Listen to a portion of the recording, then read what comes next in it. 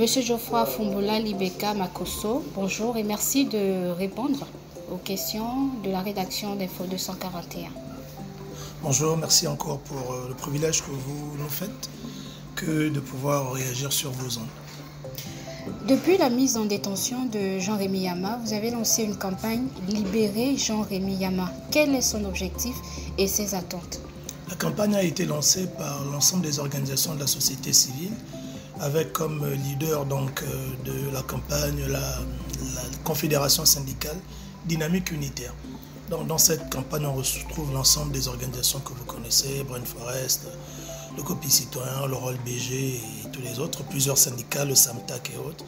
Et l'objectif est simplement de mobiliser toutes les ressources humaines, les ressources juridiques et autres pour pouvoir œuvrer à la libération du président Jean-Rémy Yama en détention arbitraire depuis le 27 février 2022. Quelle est la situation aujourd'hui de cette incarcération qui fait bondir la société civile? Mais l'incarcération en soi n'a pas lieu d'être. Comme on l'a démontré lors de notre dernière sortie, aujourd'hui c'est un cartel politico-judiciaire qui s'est constitué pour réduire la personne du président Jean-Rémy Yama à sa plus simple expression. Pourquoi cartel politico-judiciaire? Parce que d'une part, on a des membres du gouvernement qui reçoivent assurément leurs ordres, soit de leur premier ministre ou du chef de l'État. Et au bas de la chaîne, on a les exécutants qui sont conduits par le procureur de la République qui, lui, active les différents leviers juridiques, notamment la cour criminelle et la cour correctionnelle, pour pouvoir jouer avec ce qu'on appelle les délais de détention préventive afin de maintenir le président Jean-Rémy Yama en détention sans jugement, au moins jusqu'au 10 décembre 2023, donc 652 jours de détention arbitraire sans jugement. D'accord. Selon vous, que reproche la justice, on va dire, au leader syndical Jean-Rémy Yama en prison depuis plus de 7 mois? Mais il faut dire que c'est à la justice aujourd'hui d'apporter les éléments de preuve. Parce que cette affaire pour laquelle le président Jean-Rémy Yama est en prison est une affaire qui date de depuis 2015, qui a été classée sans suite par l'ancien procureur et qui a été remis au devant de la scène par l'actuel procureur. Mais ce qu'on a constaté, c'est que on envoie souvent Jean-Rémy Yama la veille d'une année électorale. 2015, c'était la même chose. Il a été envoyé en prison. Il a passé la période électorale en prison. Il a été libéré après les élections de 2016. Donc là aussi, on a le sentiment que c'est la même chose. On l'arrête avant les élections, sûrement pour qu'il reste en prison pendant la période électorale. On va le libérer après, toujours sans jugement. Je ne sais pas ce que les gouvernants, de quoi ils s'inquiètent. D'autant plus que Jean-Rémy Yama n'a aucune ambition politique ou bien de briguer la magistrature suprême. Vous avez évoqué une main noire politico-judiciaire dans cette incarcération.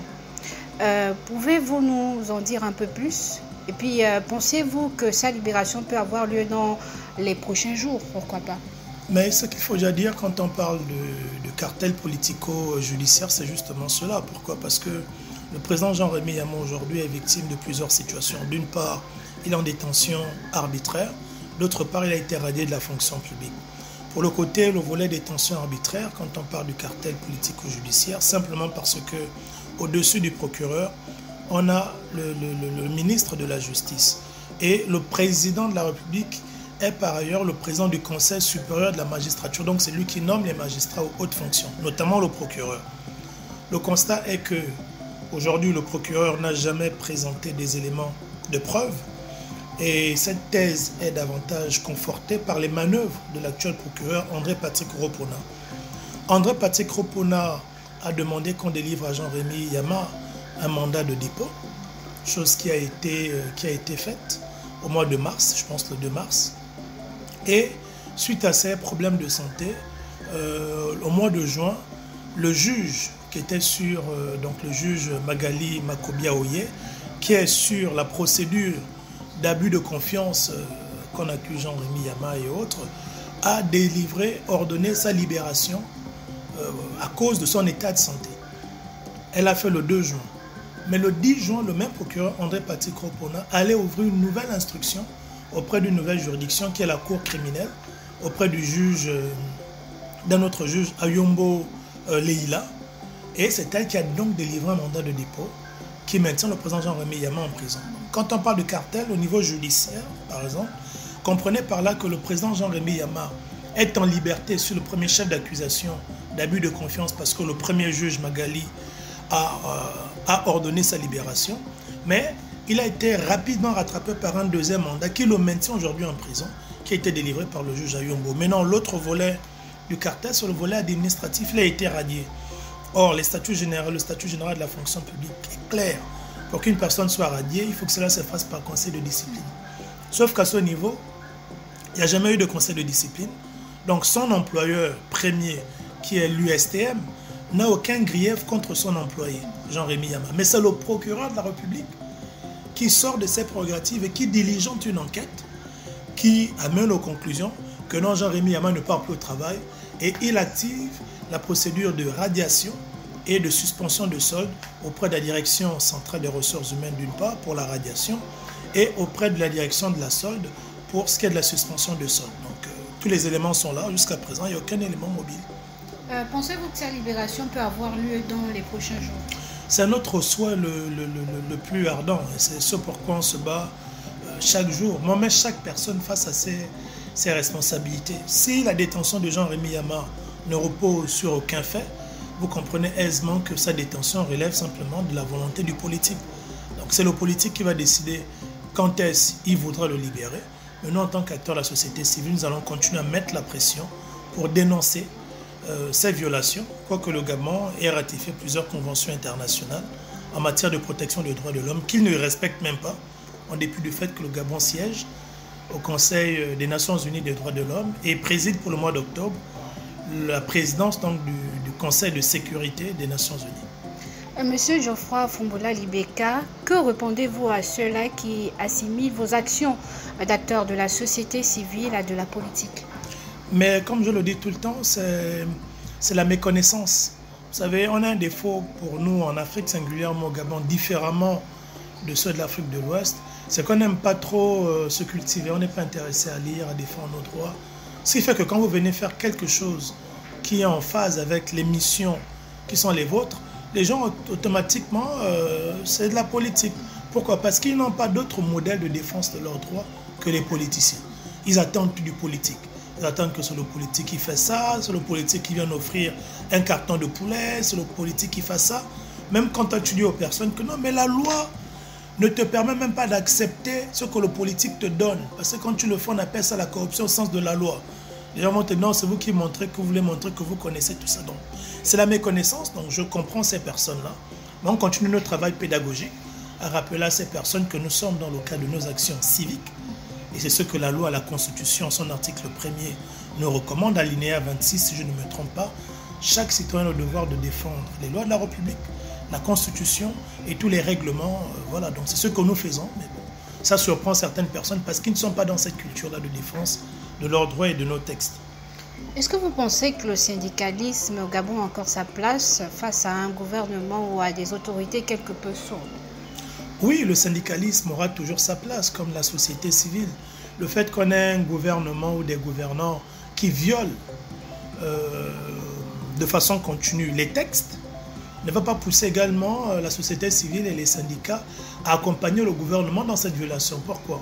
Parce que la violation ici des textes reviendra à ne rien faire. Parce que si le texte dit, en tant qu'organisation de la société civile, vous défendez les droits de l'homme, et vous vous dites que comme le gouvernement viole les droits de l'homme, non, ne défend pas, vous aussi vous violez les textes parce que vous ne remplissez plus vos missions. Donc la société civile aura toujours sa place, le syndicalisme aura toujours et toujours sa place parce que ce sont des missions qui sont les leurs. Et une fois qu'ils vont arrêter de remplir ces missions, ils se trouvent aussi comme les gouvernants en train de violer ces dispositions. Peut-être un mot de la fin à l'endroit des autorités qui vous écoutent. Mais en fait, à l'endroit des autorités, c'est simplement rappeler à ces autorités que le Gabon, déjà nous ne sommes pas nombreux. En réalité, au dernier recensement de la population de 2013, on avait recensé 1,8 million. Mais dans les 1,8 million, comme vous le savez, quand on dit la population du Gabon, c'est 1,8 million, ce n'est pas juste la population des Gabonais. Quand on enlève les expatriés, nous sommes autour de 1,4 million. 1,4 million de personnes gabonais. Et nous ne sommes pas nombreux. Donc l'État aurait tout à gagner à respecter les acteurs de la société civile, laisser ces derniers faire leur travail, c'est pour leur propre bien, afin de démontrer à l'opinion nationale et internationale que la liberté d'expression, les droits de l'homme au Gabon ne sont pas que d'apparence, c'est une réalité. Mais tant que l'État continuera à agir comme ils le font, comme un cartel qui viole tout parce qu'ils estiment qu'ils ont l'autorité ou autre, ben nous, en tant qu'acteurs de la société civile, nous allons continuer à nous battre. C'est pourquoi j'invite les professionnels, les 100 000 fonctionnaires gabonais, les près de 50 000 agents du secteur privé à se mobiliser, à ne pas se montrer coupables de cette injustice exercée sur leur leader qui, à travers ces combats, a permis aux fonctionnaires comme aux agents du privé de bénéficier de beaucoup de gratifications, les PIP, les ceci, les cela. On en parle parce que des gens comme les gens Rémi Yama, à travers la dynamique unitaire, se sont battus, ont fait don d'eux pour pouvoir être ce qu'ils sont aujourd'hui. Donc on doit tous se mobiliser. Je vais clore maintenant. Alors ce que je souhaite que les gens retiennent, c'est que les procédures engagées ont pour objectif de maintenir Jean Rémi Yama au moins pendant 652 jours en détention, de façon à ce qu'il puisse sortir au plus tard le 10 décembre 2023. L'autre fait, en radiant Jean Rémi Yama des effectifs de la fonction publique, on empêche à Jean Rémi Yama d'avoir droit à sa retraite.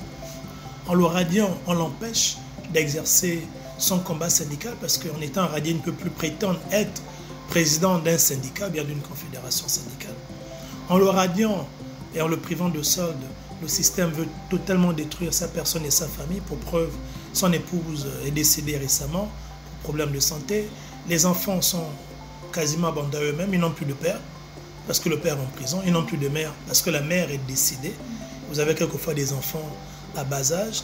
Ils sont en location. Donc, d'aucuns sont scolarisés. En plus du trouble moral de ne plus avoir leurs parents auprès d'eux, ces enfants aujourd'hui ont un autre trouble psychique sur s'interroger en fait quel sera leur avenir, comment est-ce qu'ils doivent vivre chaque jour, comment vont-ils faire pour manger, ainsi de suite. Donc il faut qu'on cesse avec ça parce qu'on est humain et on n'a pas être solidaire de cette malédiction que souhaitent nous faire partager les gouvernants. Monsieur Geoffroy Fumboula Libeka, la rédaction d'Info 241 vous remercie d'avoir répondu à ces questions. C'est moi qui vous remercie et bonne continuation dans votre émission. Merci.